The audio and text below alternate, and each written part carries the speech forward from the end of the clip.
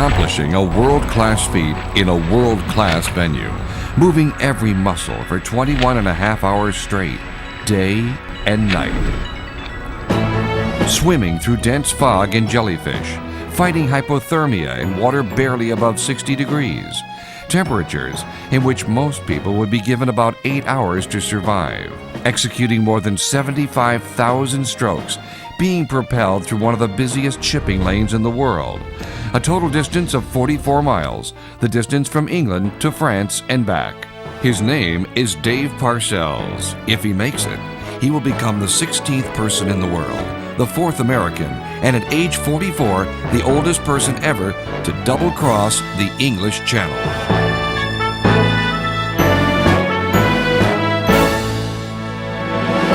Swimming the English Channel began back in 1875 with Matthew Webb.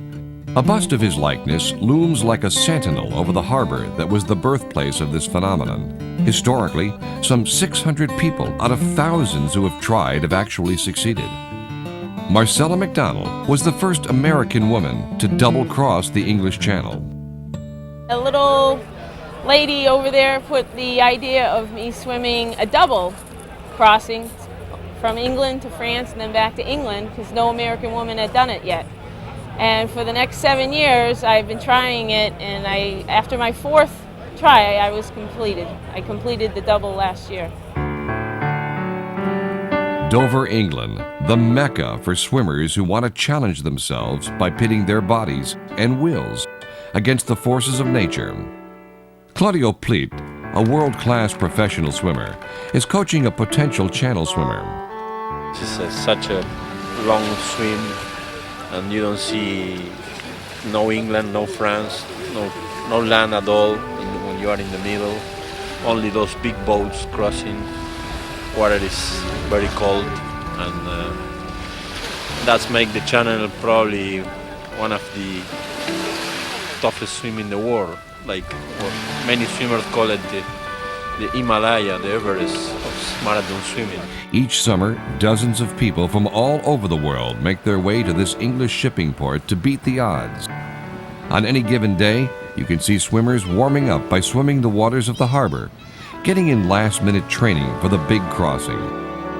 Dave Parcells' double crossing of the English Channel had its roots in another swim, the annual St. Vincent's Swim Across Long Island Sound.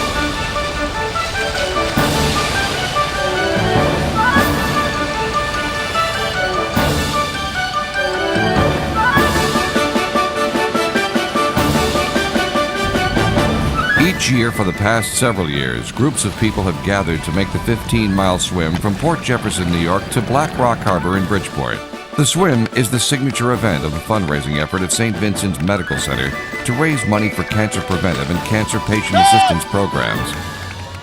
Dave Parcells has participated as a relay swimmer and was the first amateur to swim continuously from shore to shore. Dave swam the English Channel one way in 2000 and raised $40,000 that was contributed to the Swim Across the Sound. At a St. Vincent's Cancer Survivors Breakfast, Dave announced that this time he would swim over and back and raise $100,000. What kind of man would swim continuously for almost 22 hours in 60-degree water day and night without food, braving jellyfish in one of the busiest shipping lanes in the world? A family man. Dave has 2 children and spends as much time as he can with them. And Dave is a businessman. Let me email you something. He's a businessman, but he's not double-crossing the English Channel for money. He's raising money to help people afflicted with cancer. Because this is such a strenuous activity, Dave needs to train. Training is a daily ritual, beginning at 6 a.m. at the Yale Pool, swimming 3 miles per day. Sometimes he even swims twice a day.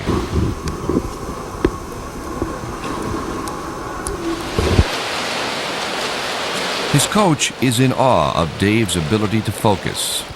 Physically, I think that he's just, he's in phenomenal condition. I think there's one thing that makes it the difference is to be able to mentally be able to focus, for basically 24 hours. I mean, some of us have a hard time focusing for 24 minutes, maybe even 24 seconds. His swimming companions find him an inspiration. I was so impressed when I found out he was doing the English Channel Swim that he raised so much money for the Swim Across the Sound organization for cancer survivors and St. Vincent's Hospital in Bridgeport. So that really impressed me when I learned that. He wasn't just doing it for personal reasons, but to raise a lot of money. Dr. Dave Lamberti and Mark Gilhooly work with him. They strategize and plan for the big event. I'm allowed up to 10 minutes on shore. All right. It's still part of the time. Are we able to touch you or bring you things, or do you have to come out to the boat? Or No, I think you guys can come into shore on the dinghy, and that should be the ideal. Somebody come into shore on a dinghy. Mark knows the need for trust between he and Dave. There was a young Mexican girl that drowned. Obviously, her crew didn't recognize what the circumstances were, the conditions were, how she was feeling, and we try to do that every hour when we do the feeding and the drink. We try to get a feel for how he is, what his mental acuity is. That kind of thing is something we're going to be monitoring throughout the whole calendar day that he's swimming. And he has to have the trust and confidence in us and knowing that we're going to be able to do that for him. Dr. Dave Lamberti knows the sacrifices Dave Parcells must make to accomplish the double crossing. He has to have medical checkups, a lot of things that Dave has to pass. And I think nobody really could see that. Everybody just looks at the final results, and nobody sees the hours and hours and hours and the sacrifices that Dave has to make in order to basically, he's not living a normal life like we are. Dave has conditioned himself so well that he can swim for brief periods of time in Long Island Sound, even in the dead of winter, with water temperatures in the 30s and air temperatures in the 20s.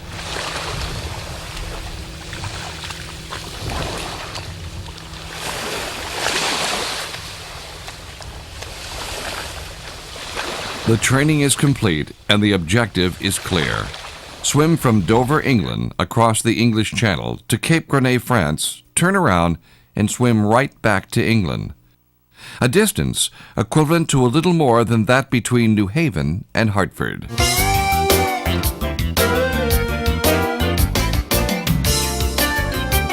After years of preparation and training, a pledge to raise over $100,000 for people afflicted with cancer, and the anticipation of setting a world record, Dave and his crew journey across the Atlantic Ocean to Dover, England, to begin his double crossing of the English Channel.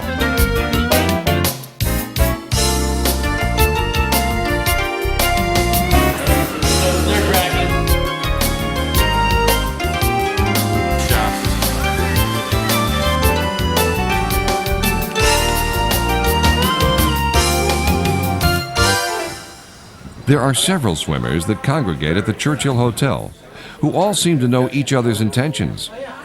Nick Adams from London holds the record as the youngest person to double-cross the English Channel.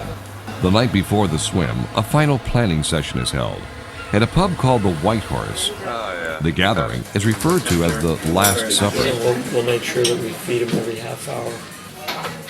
How are you? Dave gets the word from his boat captain, Reggie, that his swim is on for 4:30 tomorrow morning. It's time to head back to the hotel in hopes of a little sleep. That doesn't really happen as the excitement builds for the following morning. A new tradition of signing the wall by those who were successful channel swimmers is evident. Dave vows to return a couple of days later to add his achievement to the list. 3:30 a.m. comes early, especially after only being in the 6-hour difference time zone for a few hours and following a flight where no one got any sleep. Yeah, I don't feel too world class right now. I didn't sleep about maybe an hour. As the team makes its way south to the town of Folkestone, those who will be shipmates for the next 24 hours meet. Reggie, the captain, Ray, his brother and first mate, Norman, the official spotter for the Channel Swimming Association, and Gary, his relief spotter.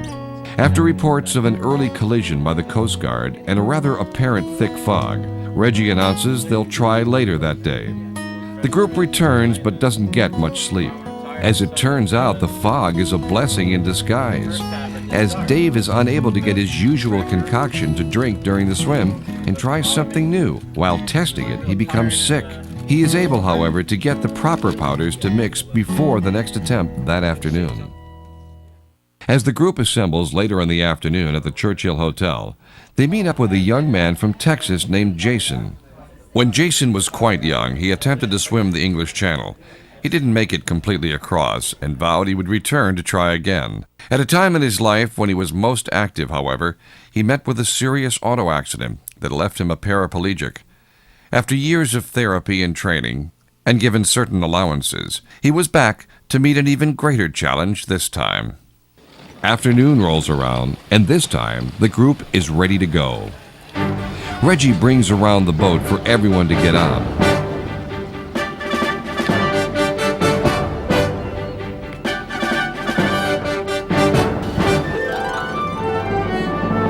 Loading Reggie's fishing boat, the Viking Princess, is a challenging task. Numerous items must be put on board to augment the crew's tasks to make Dave's swim possible. Everything from clothing, GPS, and liquid nourishment to food and video equipment. There are only about a dozen captains who are licensed by the British government to escort swimmers across the English Channel. Reggie is considered one of the best.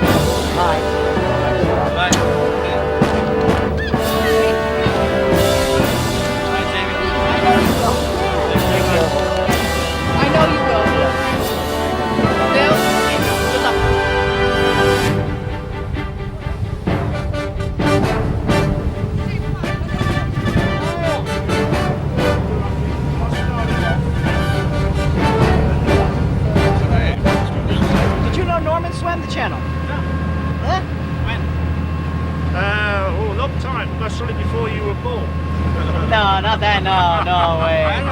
I don't think so. Pretty close though. What years? 1967. Isn't that awesome? 1958. And 1971, I swam it twice. Wow. You swam it all? Quite good. Yeah. Reggie heads up to an area just south of Dover. After jumping in the water, Dave swims ashore to the beach. The background consists of the world-famous White Cliffs of Dover. With a blast from the horn, Dave begins his epic journey.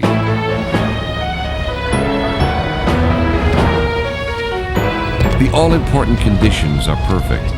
Waves under 1 foot, and warmer than usual water, about 64 degrees. Everyone begins to settle into a routine that will last for the next 21 and a half hours.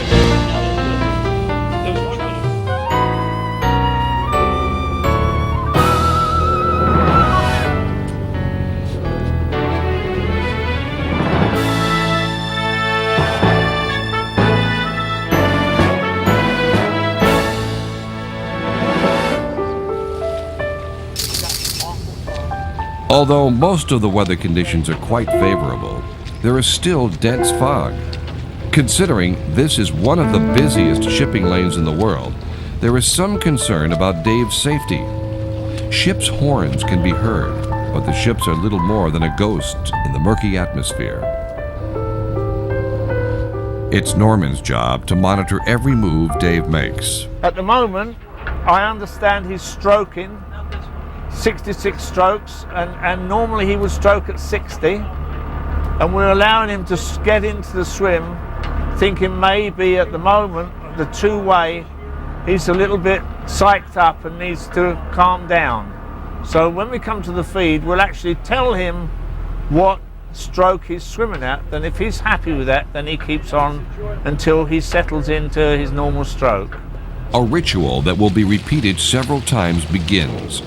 Each hour, Dave receives a feeding from his crew of a liquid drink and a gelatinous substance referred to as goo from a tube. It contains painkillers and anti-swelling medicines to keep the swelling in check and lessen the pain of the tremendous strain on his body. 60, 61. We're doing it next time. I'm figuring it out now. I'm going to talk to Reggie about it. Watch your hand is encircled in the rope. Take plenty in. Take plenty in. Big no stop. rush. Got great water. Looking great, David. Looking great. Real smooth. Take plenty in. Is it mixed up okay? Perfect. Atta Okay, boy. very good. Nice job. Nice, David. Keep it going. You're looking great. It's late in the day, and Dave has been in this 64-degree water for a few hours. Signs of hypothermia are now evident, contrasted in the earth tones of the light spectrum reflected on the water as sunset approaches. Dave's hands and feet have become almost pure white. Hypothermia affects the extremities first.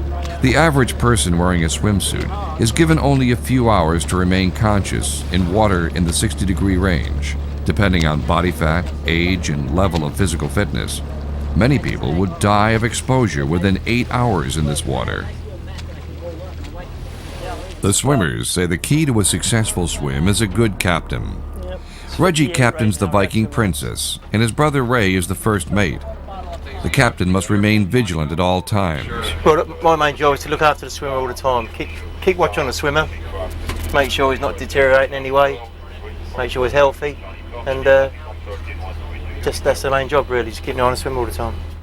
Reggie's boat is a fishing boat. It's a difficult life, as the English Channel is usually a snarly body of water. If you ask Reggie what his life consists of when not escorting channel swimmers, his answer is simple. Fishing and drinking. This is Gary's first trip as a channel swimmer spotter. It's a novelty for me, and dare I say it's being fun at the moment, but I don't know what it's going to be like at 3 o'clock in the morning when we're out here getting cold. That's going to be the big problem. It's nice and warm at the moment, but I think what I'm wearing at the moment is going to be totally inadequate, so it's going to be putting on a few more clothes and keeping warm basically. But I think we're a lot better off than he is as far as the temperature is concerned.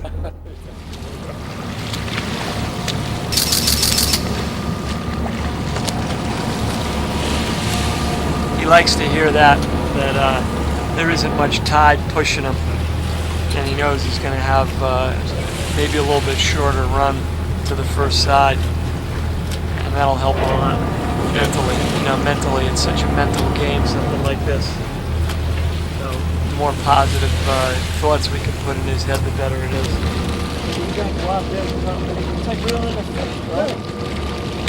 It seems that twilight on the channel comes quickly. The sun sets within the haze and the fog. Reggie starts turning on the lights on his fishing boat, the Viking Princess. Dave continues to swim on into the dark.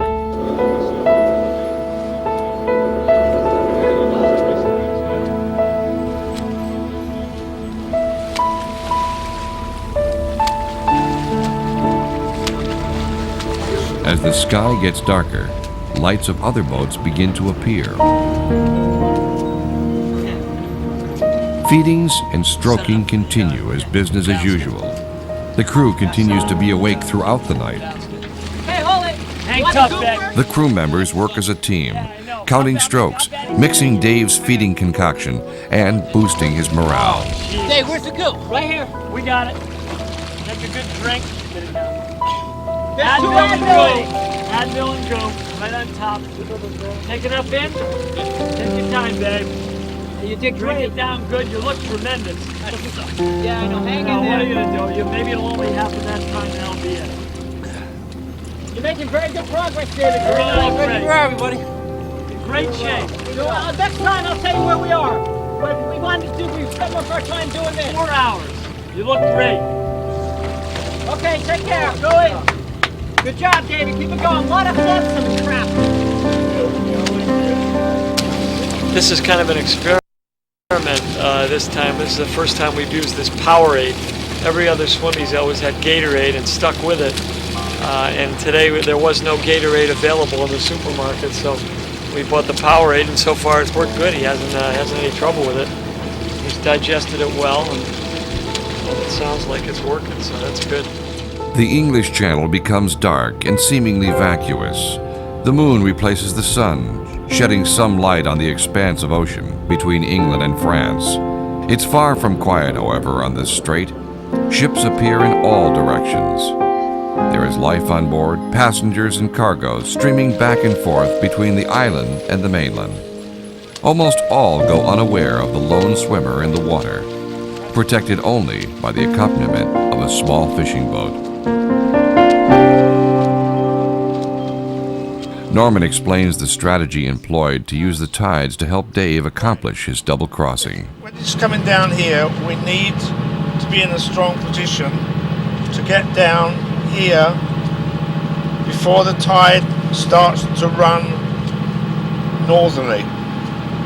By coming down on this point, and if we're in that point at the right time, when the swimmer starts to come out, the tide will pick him up and push him straight across. The light at Cap Grenade can be seen. It's still miles and hours away. The temperature is also dropping. Everyone on board changes into warmer clothing. And now, the liquids have to be warm before being offered to Dave. Feeling okay? Hello, boy. Is that warm enough? Good? Fine, feel great. Good, great. You're looking great. Reggie's boat is Spartan from a creature comfort standpoint, but is equipped with state-of-the-art navigation equipment.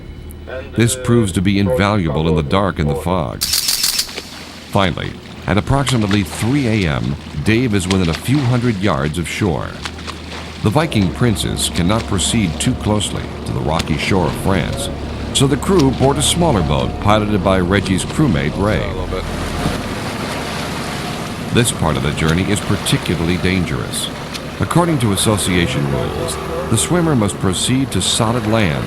That means if he approaches a rock and there is water behind that point, in order for it to count, he must keep going until there is no longer any water.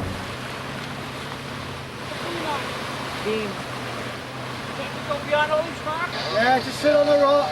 Yep. Dave hits the first rock, then slips and cuts his foot and leg. He has to immediately turn around and start back to the other side. You know what? You don't really want to stand up too long anyway.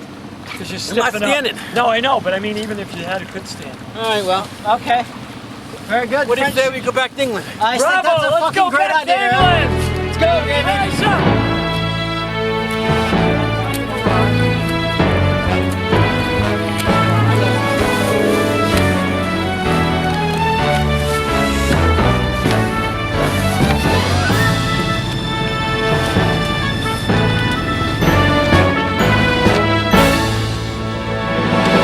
Dave has been swimming all afternoon and all night.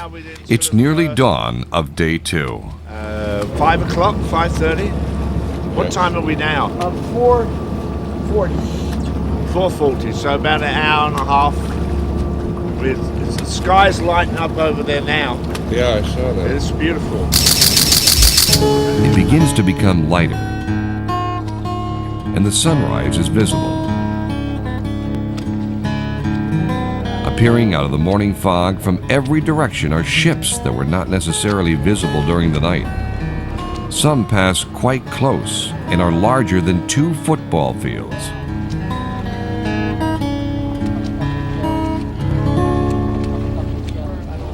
Ray catches some fish that will be fried up and served as breakfast for the crew. Breakfast, Reg. Only the English gentleman on board take him up on the offer.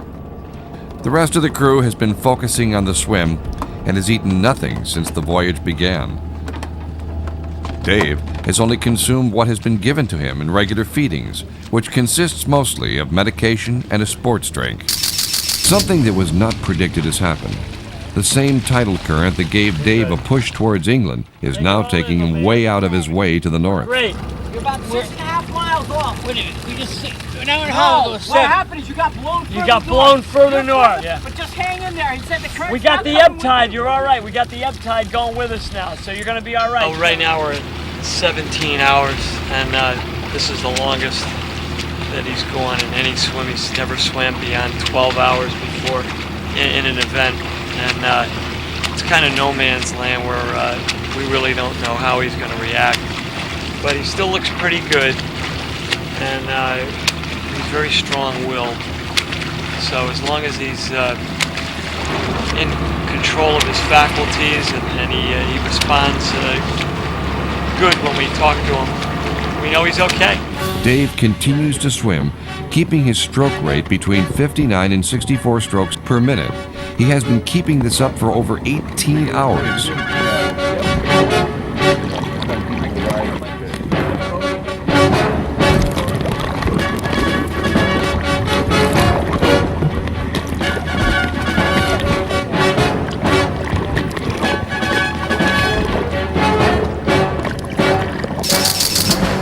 Something else no one predicted was an overabundance of jellyfish. You may be surprised to learn there are more people killed in the world by jellyfish than by great white sharks. Dave is told by his crew to swim through the jellyfish. He really has no choice, as the tide line extends for several hundred yards. The end result is that Dave is stung repeatedly. That evening after the swim, he suffers an allergic reaction, but for now, he takes the punishment and continues to swim. Dave has been moving every muscle in his body for more than 20 hours. He recalls the inspiration that drives him on in his relentless swim. I kept thinking about everyone I knew who has suffered from cancer, who has died from cancer, and those still battling cancer. I knew I was helping all the great programs that St. Vincent's Swim Across the Sound does to help cancer victims live a better life. It's approaching the 21st hour, and everyone is getting weary. Because of the fog, the White Cliffs of Dover are not apparent until the swim is almost complete. It is now clear that the current has taken Dave north of Dover Harbor to St. Margaret. The tide is running out now, and it's pushing us south. And if we get pushed south and he can't land here at the cliffs, we're going to have to go beyond the freight terminal in Dover on the other side of the harbor to land. So that's going to be another 45 minutes to an hour of swimming, and we don't even know how much reserve he has in the tank. Dave is told to sprint by his crew. He makes up enough time not to have to swim to the south of the harbor. Instead, he prepares his landing beneath the beautiful, world-famous White Cliffs of Dover.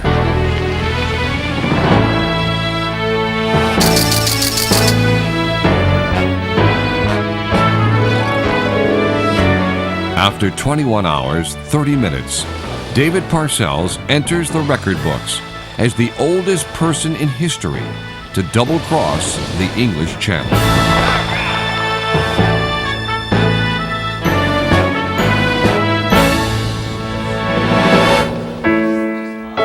That night, the whole crew assembles for a celebration at the White Horse. Dave is given a pen to write his achievement on the wall. Dave boards the high-speed ferry with some of the crew to go back and visit the place where at 3 a.m. the previous morning he had come ashore at the midpoint of his double crossing at Cape Grenay, France. Except for daylight, the shore is not much different than when he stumbled among the rocks at 3 a.m. As he had vowed, Dave returns to address the hundreds at St. Vincent's Swim Across the Sound Cancer Survivors Breakfast, for whom he had raised over $100,000. He's greeted with a standing ovation and the knowledge that he will be entered into the world